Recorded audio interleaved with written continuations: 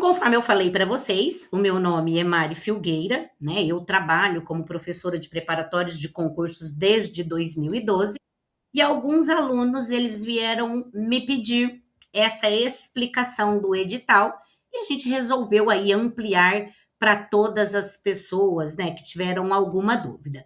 Então, eu vou só permitir esses últimos aqui, que aí depois, infelizmente, a gente não consegue permitir mais. Tá? Então vamos lá. O que que fala esse edital que é bem importante para vocês se atentarem? Então, é um edital para realizar um processo seletivo simplificado, não é um concurso efetivo, é um concurso para contratação de professores, porém é um concurso temporário. Para quem que é destinado esse edital? Para professores, professores pedagogos, da educação básica, né? Esses profissionais da educação básica, educação profissional. Então, professores e pedagogos, tanto para a educação básica, como para a nossa educação profissional, né? De nível médio. O processo será executado pela Secretaria de Educação em parceria com a UFPR. Então, vai ser a Federal de Paraná, o núcleo de concursos da Federal do Paraná, que vai realizar esse concurso, a aplicação da prova objetiva, a prova prática, análise de títulos, enfim, todo o processo ele vai ser realizado pela SED em parceria com o núcleo de concursos da UFPR. Então, vamos lá, deixa eu só diminuir um pouquinho aqui. Opa. Aumentou em vez de diminuir. Deixa eu só tirar aqui para eu passar ele. Ok.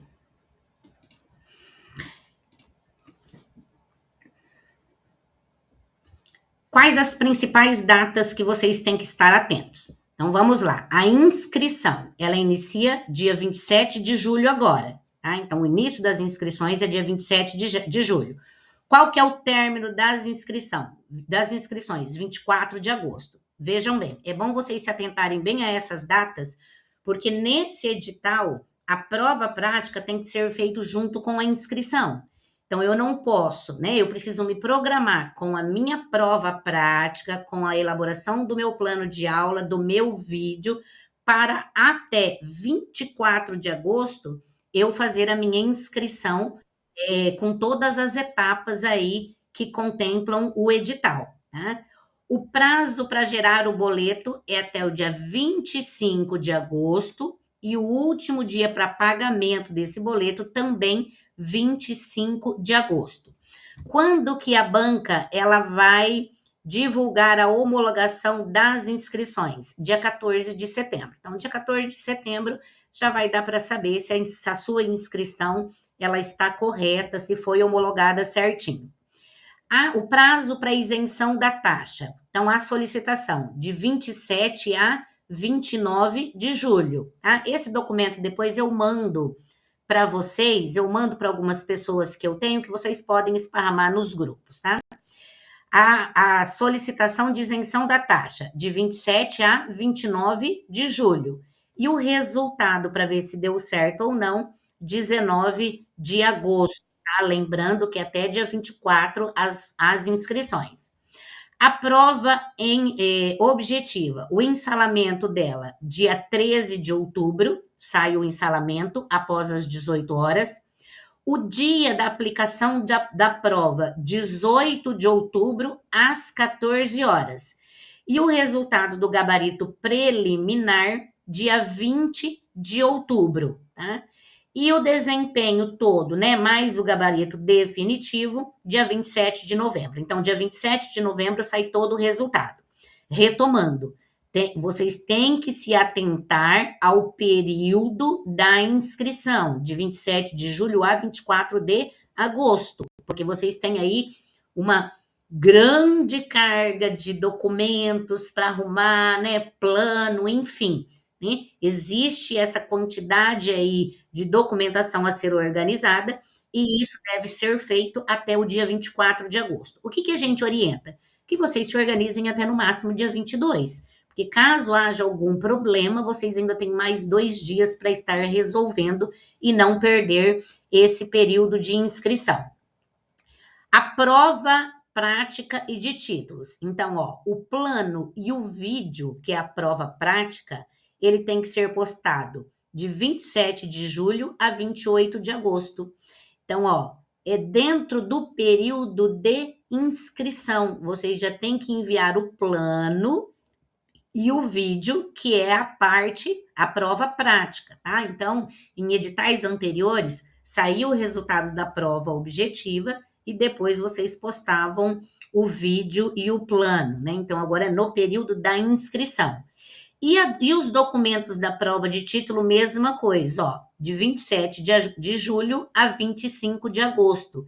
Então, dentro desse período, tem que enviar os títulos, né? Então, ou seja, o candidato ele tem que se organizar para esse período de inscrição, ele já ter todos os documentos de títulos, lembrando que a gente tem algumas mudanças, né, para esse edital, mas logo eu comento para vocês, já tem que ter tudo organizado para ser postado nesse período aí de inscrição. Então vamos lá, continuando. A taxa de inscrição. Então, o candidato ele pode realizar uma ou duas inscrições. Então, uma inscrição, R$ 68. Duas inscrições, R$ 88. Tem alguém com o microfone ligado, por favor, se puder desligar? E o pagamento, ele pode ser feito pelo boleto ou via Pix. Então, vai estar lá certinho, quando vocês fizerem a inscrição, a forma de realizar esse pagamento. O importante aqui é termos conhecimento que vocês poderão fazer uma ou duas inscrições para esse processo seletivo. É possível solicitar isenção dessa inscrição. Quando que a gente pode ser isento da taxa de inscrição? Pessoa de baixa renda, quando ela é inscrita no CAD único, doador de sangue, doador de medula óssea, doador de leite humano e eleitor que tenha prestado serviço à Justiça Eleitoral, conforme as condições que constam lá no edital. Então, se você se enquadra em qualquer uma dessas situações, pode estar aí pedindo a isenção da taxa da inscrição. Lembrando que isso também tem um prazo. Então, o candidato ele vai ter lá opção de uma ou duas inscrições. Porém, ele deve escolher apenas um núcleo regional de educação e, no máximo, 2 municípios vinculados a esse núcleo. Por um exemplo, aqui em Maringá, o núcleo de Maringá, eu posso fazer inscrição para Maringá e Mandaguaçu, por um exemplo. 2 municípios de um núcleo somente, né? E como que é possível realizar essa inscrição? Então, 2 inscrições na educação básica em áreas diferentes, 2 inscrições na educação profissional em eixos diferentes e uma inscrição na educação básica e outra na educação profissional, tá? Então, após a inscrição ela ser efetivada, o edital ele informa assim que não vai permitir alteração. Então, pensem bem, quais são as inscrições que eu vou realizar, tá? Porque depois de feita essa inscrição, o edital não permite alteração. Áreas contempladas. Então, da educação básica, tem os componentes curriculares dos anos finais do ensino médio e da EJA. Aí tem para a educação do campo, para a escola bilíngue de surdo, para a escola das ilhas, assentamentos, escolas itinerantes, educação infantil, tem para anos iniciais, para professor pedagogo, para o atendimento educacional especializado, áreas da educação especial, sala de recurso para surdez, para o SARI, aquele atendimento no hospital, Libras, atendimento a surdo-cegueira. Então, essa é da educação básica.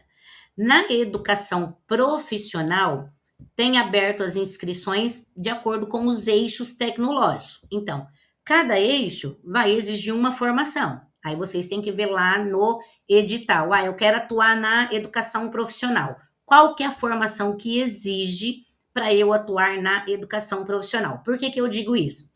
Porque quando o professor ele trabalha na educação profissional, ele não pode, por um exemplo, assumir aulas porque essas aulas estão lá sobrando. Então, a renovação do curso, ela depende da formação dos professores. Então, o edital ele é bem claro nisso, que para atuar na educação profissional, o professor ele tem que ser formado, ter a formação de acordo com o eixo tecnológico dessa educação profissional. Aí vai variar, pode ser licenciatura, pode ser bacharel, pode ser aqueles cursos tecnólogos, né, de menos duração. Entretanto, tá lá certinho no edital a formação específica para cada um.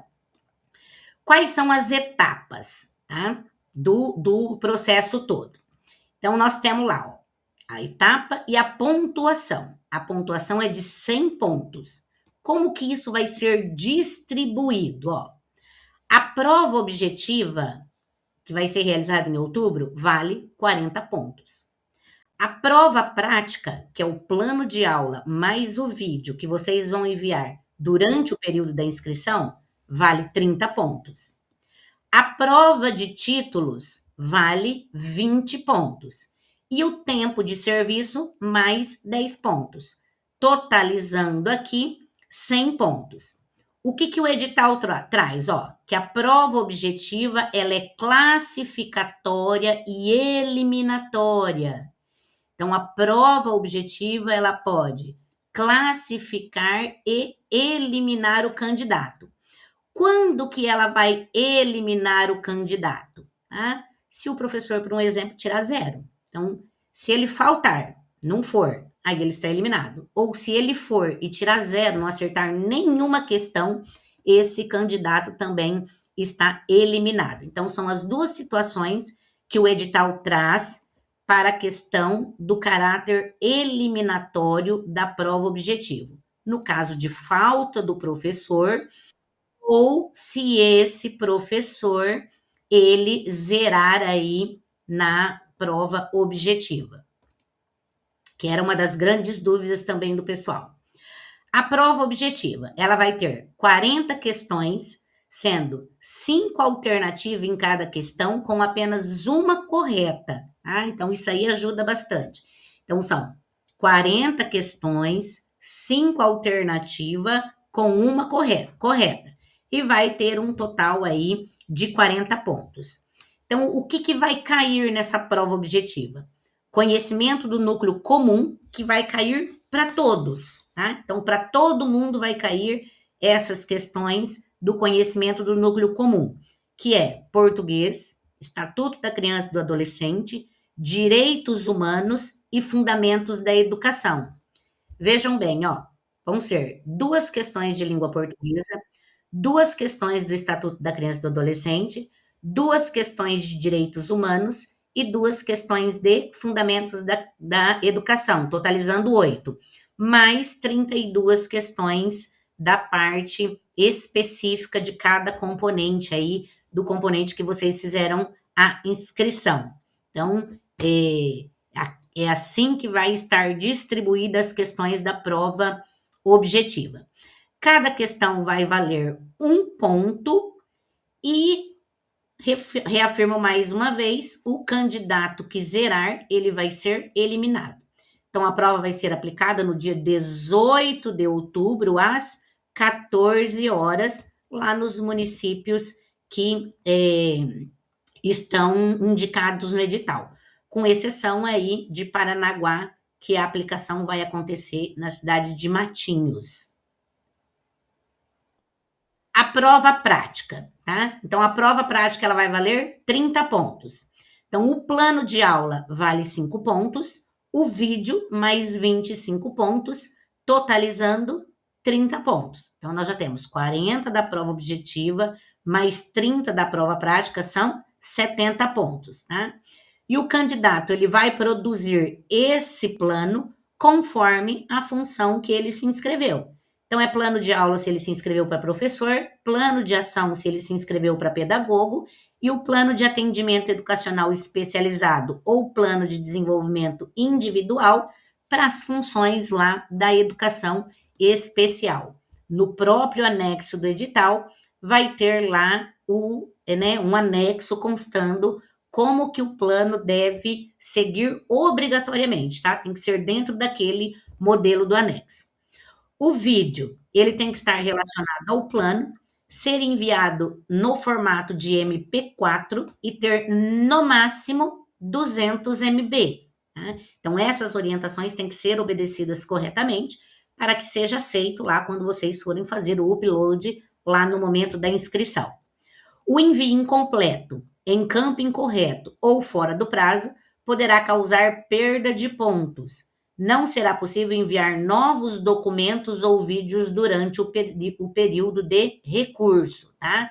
Então, tem que ser tudo dentro do cronograma estabelecido no edital, senão o candidato corre o risco de perder esses 30 pontos da prova prática. A prova de títulos também que deu bastante dúvidas. Então, ela vai valer 20 pontos, tá? Então, o que vai constar aí, o que vai pontuar? A participação na prova nacional docente, quem fez a prova nacional docente no ano passado, em 2025, ou irá fazer agora em 2026, ele já tem pontuação. Curso do magistério ou formação de docentes. Então, ó, na época da professora Mari, essa que vos fala, né, que eu não vou falar a minha idade, o meu ensino médio, antigo segundo grau, ele era magistério, correto? Então, eu fiz o magistério. Então, se eu fosse fazer essa prova, eu já tinha lá uma pontuação que o edital coloca para o magistério. Agora, né, nos tempos mais atuais, de uns tempos para cá, esse magistério passa a se chamar formação de docentes. É o mesmo curso, só mudou o nome no decorrer do período histórico. Então, para os professores ou as professoras mais jovens que a professora Mari, provavelmente eles fizeram formação de docentes. Mas se tiver algum professor aqui do antigo segundo grau, né, aí provavelmente fez, como eu, o magistério. Então, dentro da prova de títulos, participou do PND, vai ter uma pontuação. Tem o magistério, vai ter uma pontuação. Aí o curso de especialização, até 3 especializações, também tem uma pontuação. E tudo isso junto vai somar 20 pontos, tá? Que é o que vai aí melhorar a classificação de vocês depois no final. Então, vamos ver o PND, ó. A participação no PND, quantos pontos vale, Mari? 4 pontos, tá? Então, se vocês fizeram, isso aí é para os candidatos da educação básica, tá? Só para os candidatos da educação básica. A educação profissional não conta aqui. Então, ó, apresentou o comprovante que fez o PND, independente da classificação, nos anos de 2025 ou agora em 2026, tá? Vai ter aí 4 pontos. Tá? Lembrando que ela não está prevista para a educação profissional, somente para os professores e pedagogos da educação básica. A PND, ela não vai substituir nenhuma etapa desse edital. Então, ele não substitui, ele só serve mesmo para pontuação. Então, aí, ele vai, dentro desses 20 pontos, ele consegue 4 pontinhos se conseguir comprovar aí a participação no PND. O título utilizado como requisito obrigatório para a função não poderá ser usado novamente para obter pontos.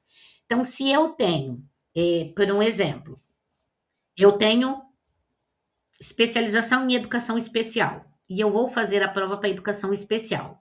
Porém, é requisito para eu assumir a função ter essa especialização em educação especial inclusiva. Então, ela não vai contar pontos para títulos, porque é um documento obrigatório para eu assumir a função, tá? Então, atentam-se a isso também. O título que é requisito obrigatório, ele não pode contar lá para a pontuação das 3 especializações, né? Vamos continuando aqui.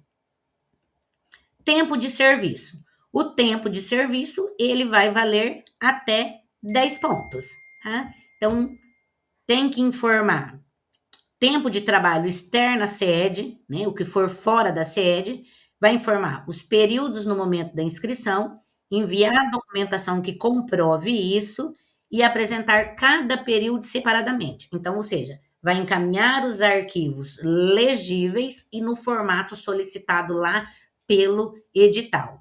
Agora, aquele tempo vinculado à SEED será constado já diretamente na base de dados da secretaria, tá? Aí não é necessário enviar essa comprovação inicialmente. Da reserva de vagas, né? Ele estabelece lá 5% para PCD, 10% para pessoas negras, que aí a pessoa também tem que passar pelo processo de identificação. Aí eles vão apresentar laudo médico, enfim. O edital, ele vai estar dizendo certinho o que é necessário para comprovar. Na contratação, tá? Então, é uma contratação temporária, ela vai acontecer conforme as necessidades do edital, e aqui é nesse período que vocês vão entregar os títulos que vocês têm, que são obrigatórios para assumir a função. Então, os títulos para prova de títulos durante o período de inscrição. A Pamela, ela é formada em língua portuguesa, por um exemplo. Então, lá, quando ela for contratada, ela vai ter que apresentar o diploma dela de língua portuguesa, comprovando que ela tem o documento necessário para a contratação, tá? E lembrando que o edital, ele e a classificação, ela não vai garantir essa contratação, tá? Justamente por ser um regime temporário. Quais são as principais novidades e pontos de atenção? Então, o PN dele passa a contar pontos, vale 4 pontos, né? A prova prática já é feita desde a inscrição, então ele já deve se organizar, né? O candidato já deve se organizar para enviar o plano, o vídeo, os títulos e o tempo de serviço. Tudo isso é necessário. Mas eu já falo para vocês um pouquinho sobre essa prova nacional docente. As inscrições com valor diferenciado, documentação somente no campo correto, tá? Então, ele tem que observar lá quais são os campos que ele deve colocar os documentos, e a escolaridade, ela vai ser conferida lá na convocação, ok? Não no ato da inscrição, somente na convocação. O que eu quero colocar para vocês bem rapidinho sobre essa prova nacional docente, né? Eu vou fazer porque ele exige pontos, mas é bom fazer, é bom se dedicar, porque essa prova nacional docente, ela pode ser requisito também para outros concursos. De repente, surgiu um concurso interessante na Prefeitura de Maringá que vai contar, por um exemplo, a prova nacional docente. Vocês podem estar concorrendo. Então, ela vale a pontuação para o PSS, mas também abre portas aí para outros tipos de concursos. Tá? Eu só vou falar rapidinho aqui sobre o que nós temos na escola para eu abrir para as dúvidas de vocês. É menos de 5 minutos, ok? Então, aqui na nossa escola, nós temos o curso específico para o PND, né, que tem investimento separado para professor e para pedagogo. A gente tentou aí analisar um valor mais acessível para professores, então sendo 2 parcelas de R$ 79 para a disciplina comum e 2 de R$ 89,90 para pedagogo. Aí inclui aulas gravadas em vídeo, que eu sou a professora, os materiais da formação geral docente, e o professor, ele ganha a apostila do seu componente específico. No curso de pedagogo, tudo completo, tá? Para o PSS, aí nós temos um outro formato, que junta 2 cursos em um, que é para o professor não precisar ficar estudando tanto, né? Diante daquela correria, eu acabei elaborando vídeos mais curtos e mais objetivos, mais diretos, tá? Então, ele faz a formação geral docente mais fundamentos da educação, porque tem alguns conteúdos, não são todos, mas alguns conteúdos são iguais. Então, tendências pedagógicas para o pedagogo cai no PSS e cai no PND. Avaliação cai nos dois. Então, a gente faz um vídeo só, né, compila essas aulas para que fique mais fácil aí para os professores.